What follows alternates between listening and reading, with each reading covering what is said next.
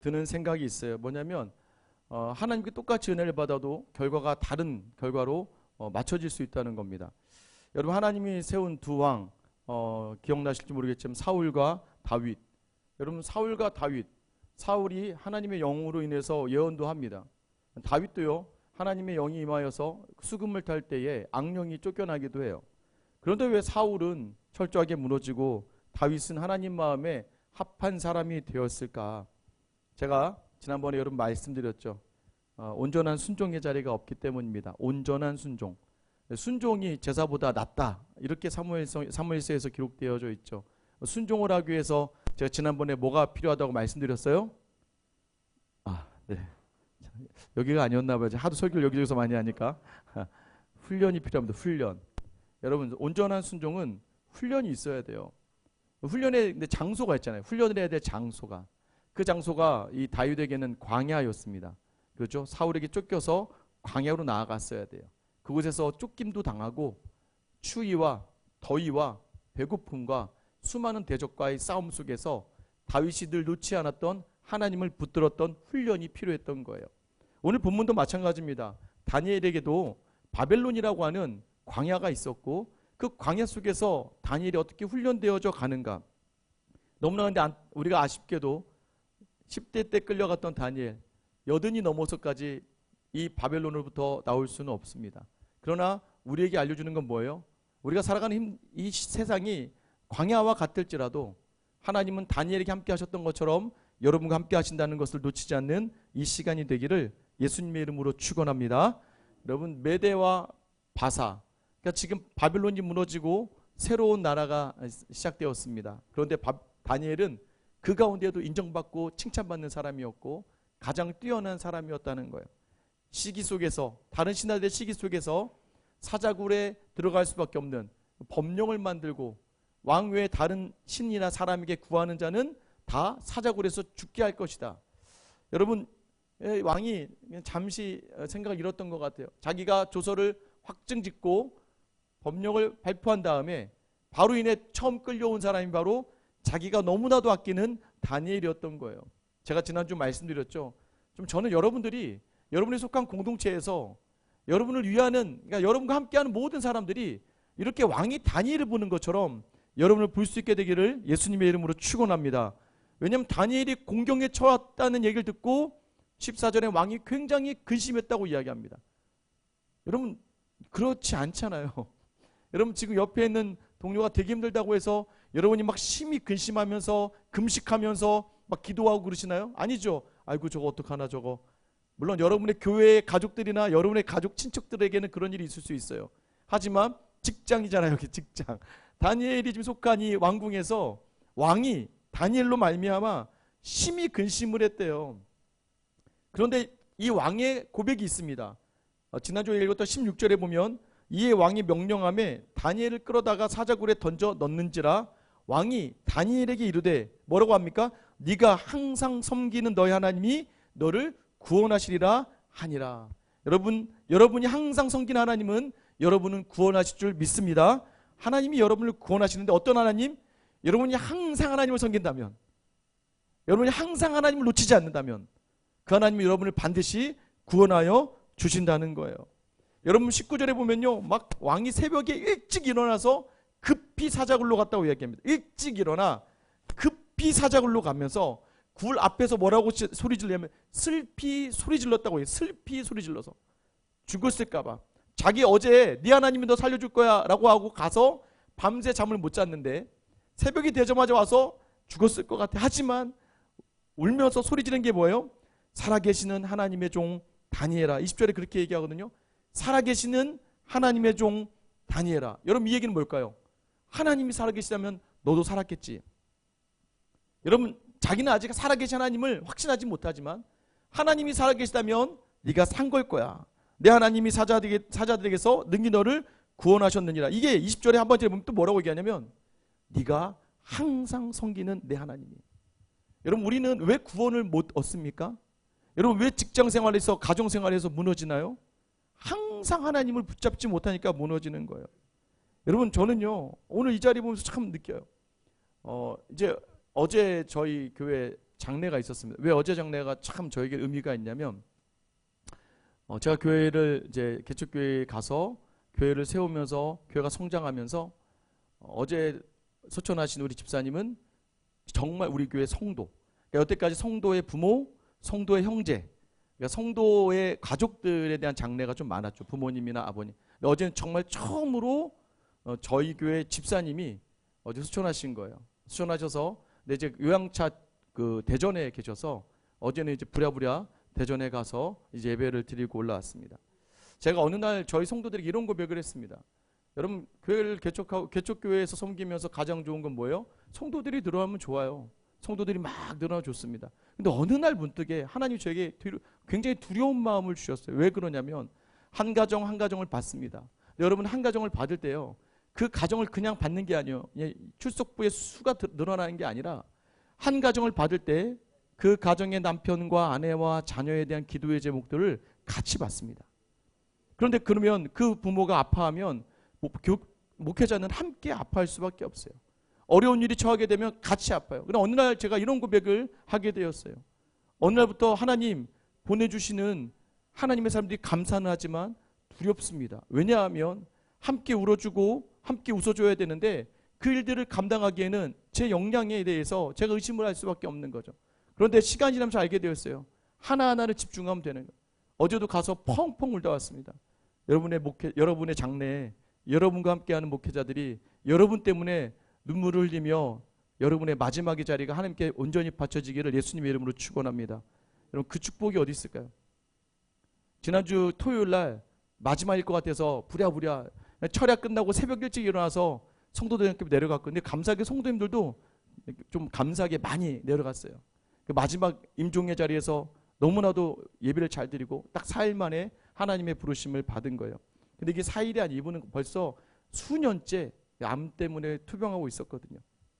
여러분, 저는요, 이런 관계들이 정말 아름다운 관계가 아닌가. 여러분, 성도를 위해 눈물을 흘릴 수 있는 사람, 누군가의 아픔을 보면서 함께 울어줄 수 있는 사람. 그런데 그게 하물며 믿음이 없는 사람이 믿음 있는 여러분을 보면서 근심해 줄 수 있고 슬피 울 수 있는 그런 좋은 믿음의 도구로 여러분이 사용되시기를 예수님의 이름으로 축원합니다. 여러분, 이게 중요한 거예요. 여러분, 그래서 막 부랴부랴 옵니다. 살아계신 하나님의 종 다니엘아, 항상 섬기는 다니엘아, 항상 하나님을 섬기는 다니엘아라고 부르는데, 여러분, 다니엘이 뭐라고 이야기하면 21절에 보면 왕은 만수무강하옵소서 이렇게 얘기해요.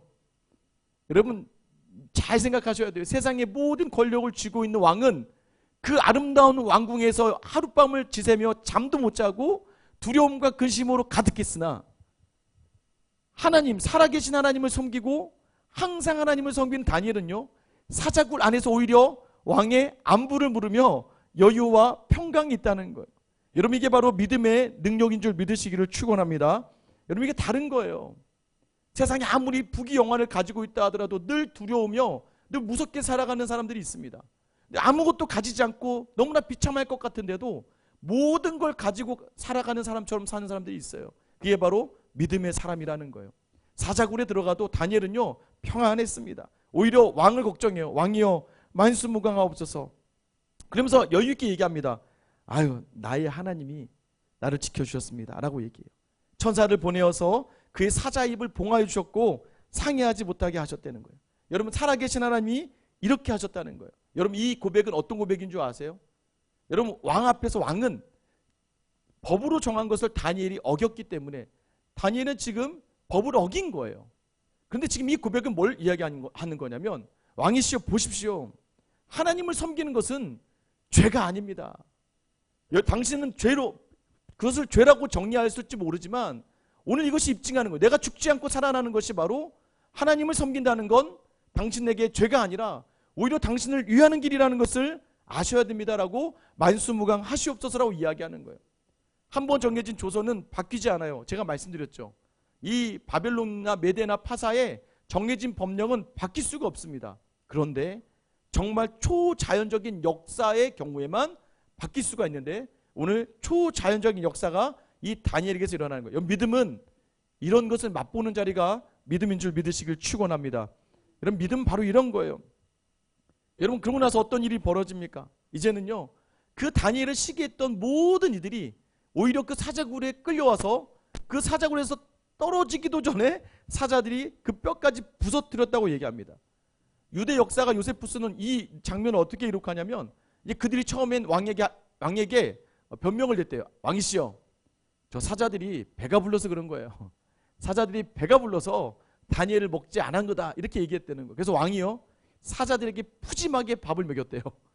그리고 나서 그들과 그들의 가족을 데려다가 그 사자굴에 넣었을 때에 사자들이 그들이 땅에 닿기도 전에 덤벼들어서 모든 것을 다 뼈를 부셔뜨렸다고 이야기합니다.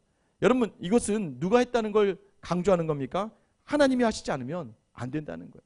여러분, 그리고 나서 26절 27절에는 하나님을 이 누가 찬양해요? 다리오가 찬양해요. 너희는 하나님을 떨며 두려워해라. 왜냐? 그는 살아계신 하나님이시고 영원히 변하지도 아니하시고 그의 나라는 멸망하지도 않고 그의 권세는 무궁하다. 구원하시기도 하시고 건져내기도 하시고 하늘과 땅에서 이적과 기적을 행하신다. 여러분, 이 믿음이 여러분의 고백이 될 줄 믿으시기 바랍니다. 근데 이거 누가 고백해요? 다리오가 고백해요. 저는 믿지 않는 사람들 보면서 믿음의 사람들이 좀 믿음의 고백을 했으면 좋겠습니다. 제가 지난번에 한번 저희 교회 앞에 있는 김밥집 사장님 얘기해드렸죠. 김밥 아침마다, 주일 아침 새벽마다 김밥집을 가거든요. 근데 이분이 요즘에 성경을 읽나 봐요.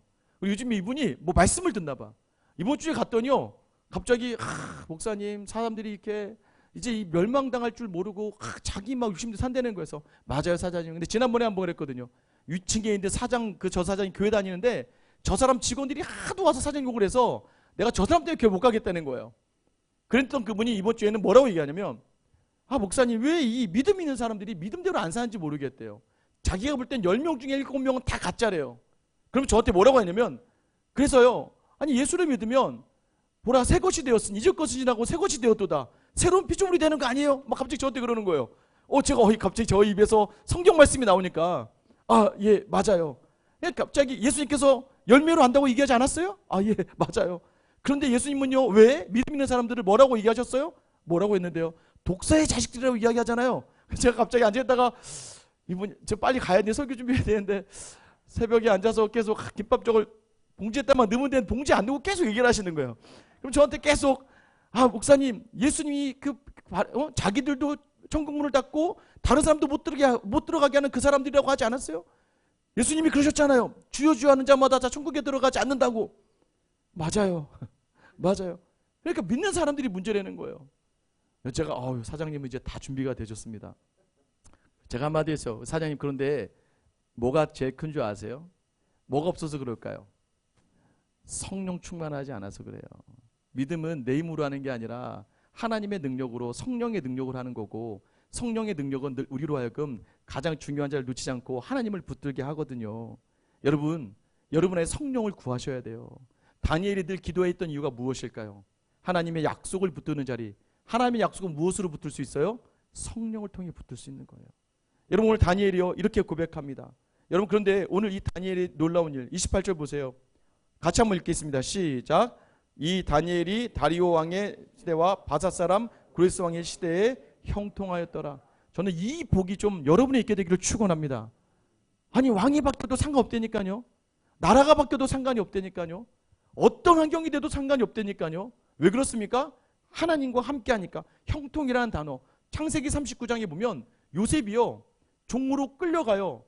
보디바르 집이 끌려가는데 창세기 39장 1절 2절 3절에서 뭐라고 얘기하냐면, 그가 형통하였다고 이야기해요. 뭘 형통을 해요? 지금 종으로 끌려갔는데. 근데 그 앞에 단어가 있어요. 하나님이 함께 하심으로. 창세기 39장 마지막 절에도 가보세요. 그러면 이제는 보디발의 아내 때문에 누명을 썼어요. 누명을 쓰고 감옥에 들어갔거든요. 근데 성경은 뭐라고 이렇게 하냐면, 그가 형통하였더라고 얘기해요. 왜요? 앞에 단어는 하나님이 그와 함께 하심으로라고 얘기해요. 종으로 있었을 때도 형통하였고, 죄수로 있을 때도 형통하였습니다. 바벨론의 포로로 갔을 때도 이 다니엘은 나라와 왕이 바뀌었는데도 형통하였다고 이야기해요. 전 여러분에게 이런 은혜가 있게 되기를 간절히 소망합니다. 여러분, 그런데 이 이야기를 나누다 보면 이제 우리는 또 큰 도전도 되지만 한편으로는 너무나도 큰 괴리감이 우리에게 있게 됩니다. 기도를 열심히 해야 되나? 나도 하루에 3번씩 정해놓고 예루살렘을 향해서 기도해야 되나? 늘 하나님께 구해야 되나?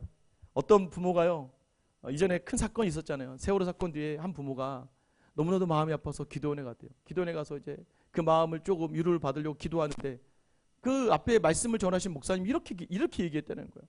집회 중에 세월호 사건에서 기도를 많이 한 어떤 부모의 아이가 살아서 돌아왔다고 하면서 막 이런 간증을 하더래요. 여러분, 그 간증이 한마디 한마디 될 때마다 이 성도의 마음이 무너지는 거죠. 왜요? 나는 기도를 많이 안 해서 내 아이가 죽은 건가? 여러분, 무언가 자꾸 우리는 다니엘 그러면 다니엘이 한 것처럼 해야 우리가 그 복을 받을 거라 착각합니다. 여러분, 그게 아니에요. 여러분, 어느 부모가 기도를 많이 하고 싶지 않았겠습니까? 여러분, 내가 부족해서인가라는 생각을 들게 하는 그 목사는 질이 나쁜 거예요. 성경을 잘못 이해하고 있는 겁니다. 자꾸 기복으로 공로로 복을 받는다는 것으로 여러분 그런 말을 하면 안 되는 거예요. 오늘 다니엘이 살아 돌아왔다? 그가 기도해서 그렇다? 여러분, 이렇게만 하면 말이 안 되는 거예요. 왜요? 여러분, 다니엘을 잘 보셔야 돼요. 오늘 다니엘은 정말 기도하면 하나님 나를 사자굴에서부터 나를 구해주실까?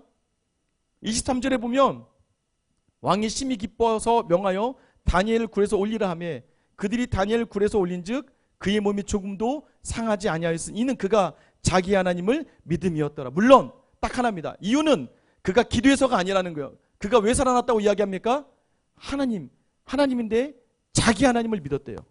그럼 자기 하나님을 믿어 살아났다? 이 말은요, 하나님만 믿었다는 거예요. 그 다음의 결과는 알 수 없습니다. 여러분, 저기 양화진에 가면 백준영 개교회 옆에 이 선교사님들의 그런 무덤이 있어요. 거기에 보면 여러분, 선교사 거기 묻힌 선교사님들과 더 안타까운 건 그 선교사님들의 자녀 묘가 있어요. 자녀들. 부모를 따라왔다가 풍토병에 걸려서 죽게 된 수많은 어린 아이들. 여러분, 그 선교사님들은 이 한국에 올 때요, 정말 한국 땅에서 죽어갈 때 그들은 지금 기도하고 들어가서 살아날 거라고 생각하고 기도하고 그랬을까요? 아니에요, 여러분. 수많은 선교사들이 주님의 일을 붙들었을 때는 죽음을 불사하는 그 각오의 마음이 있어요. 왜 그럴까요? 무엇을 믿었기 때문일까요? 다니엘이 오늘 조금도 상하지 않았다. 그가 기도를 많이 했다가 아니에요. 그는 그냥 하나님을 믿었대요. 어떤 하나님일까요? 그 하나님은 죽어도 다시 살게 하시는, 이 나라가 자기의 생명은 끝나도 반드시 하나님의 영광의 일을 이루시는 하나님. 여러분, 다니엘과 새 친구도 마찬가지 아니었습니까? 새 친구가 풀무불에 들어갈 때 여러분 우리가 어떻게 배웠어요? 새 친구가 왕이 그러죠. 야, 니네 너무 똑똑하잖아. 지금이라도 내가 만든 신상에 절해. 그럴 때 새 친구가 뭐라고 이야기합니까? 왕이시여, 하나님은 우리를 살게 하실 겁니다. 자, 여기까지 끝이 아니에요. 그리 아니하실지라도 우리는 저 신상에 절하지 않습니다. 여러분, 이건 무엇을 얘기하는 걸까요? 하나님만 믿기로 결단하는 거예요. 세상에서 거침이 없었고 두려움이 없었습니다. 여러분, 다니엘은 유혹에 넘어갈 일도 없었어요. 왜 그럴까요? 다니엘이 총리라서가 아니고 다니엘이 똑똑해서가 아니에요. 다니엘이 하나님의 자녀이기 때문에 그는 풍요로웠고 행복했고 평강할 수 있었습니다. 여러분, 우리는 모두가 다 하나님이 자기 편이 되어주기를 바라며 믿음 생활할 때가 참 많습니다. 자기 편이 안 되어주는 것 같으면 언제라도 그 믿음을 내던지는 강팍한 믿음의 자리가 우리의 모습 아닙니까? 내가 내 삶을 통해서 어떻게든 하나님의 편이 되고자 하는 그 믿음 안에 있을 때 여러분, 우리는 다니엘과 같은 믿음이라 이야기할 수 있는 거예요. 왜요? 하나님은 살아계십니다. 믿으십니까? 하나님은 살아계시거든요. 하나님 죽지 않으셨거든요. 우리가 죽는다고 우리가 끝날까요? 아니, 하나님 약속해 주셨어요. 이미 우리는 다 알고 있습니다. 예수 그리스도를 통해서 우리의 생명을, 부활을 약속해 주셨다는 거예요. 여러분, 사자굴에 현혹되면 안 됩니다. 사자굴을 넘어서 있는 하나님을 바라보시는 저와 여러분 되시길 예수님의 이름으로 축원합니다. 오늘은요, 저희 어제 장례를 마치면서 우리 집사님 자랑을 하고 마치려고 합니다. 여러분, 이 집사님은요, 사실 갑자기 50대 들어서서 이제 나이 50대 중반이에요. 50대에 갑자기 희귀병을 앓으셨어요. 이게 혈액암인데 피부암이기도 하고 약간 근데 이유를 모르는 거예요. 이유를 모르는 병이에요. 그냥 바이러스가, 그런 바이러스가 있는데 우리나라에서 몇 개 사례가 없어요. 그러니까 이분이요, 지난 5년 동안 방사선을 100번도 넘게 했습니다. 여러분, 방사선 100번을 하시면 혹시 주변에 있으세요? 제가 알기로는 방사선 10번만 해도요, 웬만하면 몸이 버텨내지 못합니다. 이분은 100번을 넘게 5년 안에 100번을 넘게 방사선을 하신 분이에요. 여러분, 그리고요, 항암도 13번도 넘게 하셨습니다. 마지막에서 한 2, 3년 전에 저희 교회 이제 치료차 이 아산병원에 오셔서 이제 근처에 저희 교회 근처에 오피스텔을 이제 잡으시고 2, 3년 전부터 이제 저희 교회를 나오시기 시작한 거예요. 나올 때부터 이미 몸은 언제 죽어도 뭐 오늘 죽어도 이상하지 않은 몸이었어요. 여러분, 이분이 참 감사했어요. 이분은요 참 믿음이 좋으셨어요. 항상 방사치료 받으러 갈 때 기도를 받고 나면, 목사님 걱정하지 마세요. 아파요. 사실 아프고 수치스럽죠. 여자인데 여기 막 암이 이렇게 올라와요. 암덩어리 이렇게 얼굴에 이렇게 올라와요. 그럼 가서 여기 막 방사선 치료 받고 나면 좀 괜찮았다가 이제 이쪽에 올라오고 몸이 계속해서 일어나는 거예요. 근데 여러분, 이분이요 늘 감사하게도 아픈 사람처럼 살지 않으셨어요. 아픈데 아픈 사람처럼 살지 않으셨어요. 항상 교회의 자리를 먼저 구하셨고, 저에게 자기에게 기도의 제목을 달라고 이야기하고, 주변에 아픈 성도가 있으면요 자기는 이제 얼마 남지 않은, 나을 수도 없다는 걸 알고 있으면서도 항상 다가가서 내가 그런 병이야, 그런데 하나님을 믿어 라고 이야기하신 분이었어요. 이제 어쩔 수 없어서 더 이상 병원에서 손을 댈 수가 없어서 작년 말에 이제 공주로 내려가셨어요. 거기 이제 좀 공기 좋은 곳에 집을 지어놓은 게 있어서 거기서 항상 새벽 기도를 유튜브로 들으시는 거예요. 3시부터 일어나서 찬양해요. 몸이 아플수록 더 찬양해요. 찬양하다가 5시가 반이 되면 유튜브로 방송되는 말씀을 듣습니다. 듣고 나면 항상 저에게 카톡으로 피드백을 줘요. 목사님, 오늘 말씀 너무 좋았습니다. 목사님, 제가 오늘도 이 말씀 가지고 살아요. 여러분, 그렇게 매일매일 하루하루를, 남편도 일하러 가고 아들들도 멀리 있는데도 불구하고 목사님 여기 너무 좋아요. 마음껏 찬양해도 괜찮아요. 마음껏 소리질러 기도해도 괜찮아요. 지난주에 이제 아무래도 이상해서 아들이 교회를 잘 안 다니는데 아들이 갑자기 전화가 왔어요. 목사님 기도해 주세요. 저희 어머니가 이제 얼마 남지 않은 것 같아요. 병원에 갔는데 더 이상 아무것도 못 해주고 마약성 진통제만 받아왔어요. 물만 조금 넘기고 있어요. 그래서 지난주 토요일날 안 되겠다 싶어서 내려갔습니다. 저희가 한 10명 정도 이렇게 성도들하고 갔는데, 이분이 누워 계시는데요, 여자잖아. 목사님 오신다고 남편한테 얘기해서 미이라처럼 얼굴을 다 감아놨어요. 왜냐면 얼굴이 여기저기에 막 다 암이 이렇게 튀어 올라와서 간신히 눈동자만 보이는 거예요. 얼마나 마음이 아프던지. 그런데 제가 거기서 말씀을 전하면서, 집사님, 저는 확신합니다. 집사님 하나님 나라에 확실히 가실 거예요.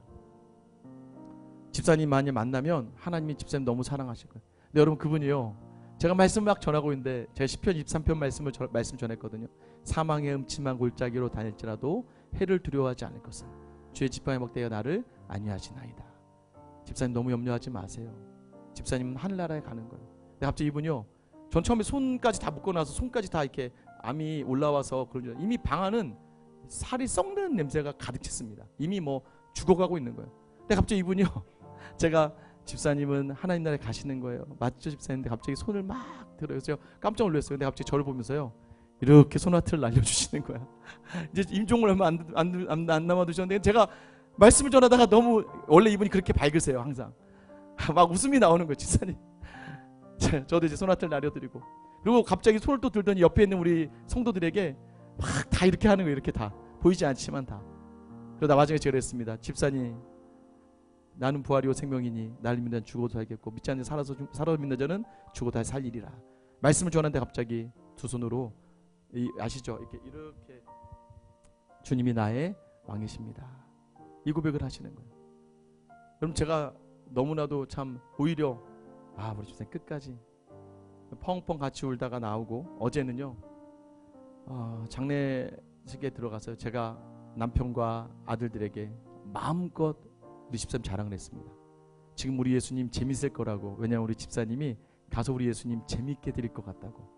너무나도 좋은 어머니, 너무나도 좋은 아내 많았어요. 단 한 번도 저에게 의심하지 않았고 끝까지 그 길을 가셔서, 이런 장례는 목사에겐 너무나도 감사한 장례가 돼요. 그래서 어제 말씀드린 천국 환송이다. 다시 천국으로 돌아가셨다. 그래서 너무 기쁘게 마무리될 수 있었던 것 같습니다. 오늘 이 시간 여러분에게도 저는 무엇을 바라봐야 되는가? 여러분, 인생을 언제까지 살 거라 생각하십니까? 하나님을 믿으세요. 오늘 다니엘이 고백하잖아요. 나의 하나님을 믿으라. 나의 하나님을 믿습니다. 여러분의 이 고백으로 어려운 이 모든 시간들이 하나님과 함께 동행함으로 형통을 경험하는 귀한 은혜 있게 되기를 예수님의 이름으로 축원합니다.